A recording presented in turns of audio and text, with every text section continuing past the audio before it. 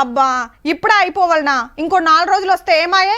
ఎండాకాలం రానే బట్టే ఇంకా ఉడుకు నీళ్ళ తానాలెందుకు? గ్యాస్ దండుగా పొద్దుగాల ఓ కూర పొద్దుముక్క ఓ కూర వండుడు అవసరమా? ఒక్కపార వండితే 4-5 రోజులు ఎక్కువ వస్తుంది కదా. ఒక్కపార పెడితే నెలన్నర వస్తుంది. ఈ లెక్కన ఏడాదికి 9 పడుతున్నట్టు. ఇప్పుడు సుత గన్నే ఇస్తారా? పైకం ఎంత కట్టాల్సి వస్తుందో ముందే తగ్గిస్తారా లేదంటే అకౌంట్లు వేస్తారా అనే డౌట్లు ఉండొచ్చు చాలా మందికి. ఈ వార్త చూస్తే క్లియర్ గా తెలుస్తుంది.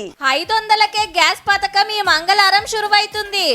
అయితే ఎంత కట్టాలి, ఎంత ఇస్తారు, ఎట్లిస్తారో తెలియక అందరు తికమకైతున్నారు. క్లారిటీ ఏందంటే 500 నోట్ ఇయ్యంగానే సిలిండర్ ఇయరుల్లో మొత్తానికి మొత్తం అంటే 955 రూపాయలు కట్టాల్సిందే.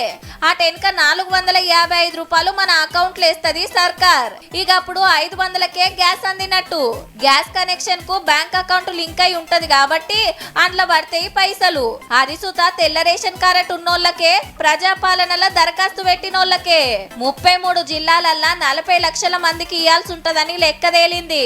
అట్లని మాకు నెలకోటి కావాలి, 2 నెలలకు 3 కావాలంటే కోరినన్ని రావుల్లో 3 ఏండ్ల సంది మీరు ఎన్ని వాడిండ్రనే లెక్క తీసి దాన్ని బట్టి నెలకోటి పడుతుందా, 2 నెలల కోట, 3 నెలల కోట అనేది డిసైడ్ చేస్తారు ఆఫీసర్లు.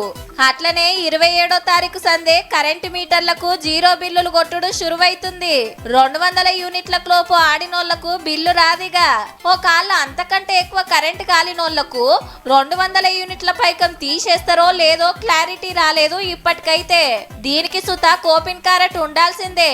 అవి లేక కొత్తగా అప్లికేషన్ పెట్టినోళ్లకు కారెట్ వచ్చినాకనే ఇస్తారో ఏమో మరి.